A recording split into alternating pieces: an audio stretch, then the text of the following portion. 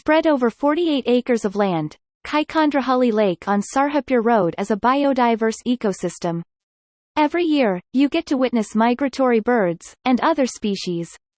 And, the lake is also a valuable resource for fishery, and cattle herding.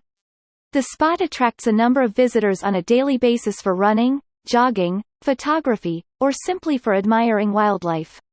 The lake is shaped like a spoon, with the shallow end attracting reptiles, insects, amphibians, and birds. The other end of the lake is deeper. The lake is surrounded by a variety of tall and short trees, and its entrance has a huge ficus tree which attracts many birds. There is a small island in the middle of the water body, and a wooded area at one corner of the lake bank.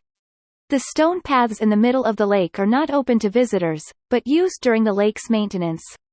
Though there are parks, play areas, and jogging and cycling tracks, there remains a significant avian population, irrespective of more people visiting day by day.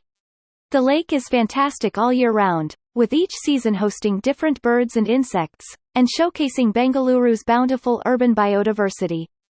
There is a documentary on how people work to restore this lake. For those who moved to Bangalore recently, it's a good watch to understand how people tried to make Bangalore a lake city again. I am keeping the link in description. Here are some of the photographs I captured during my visit.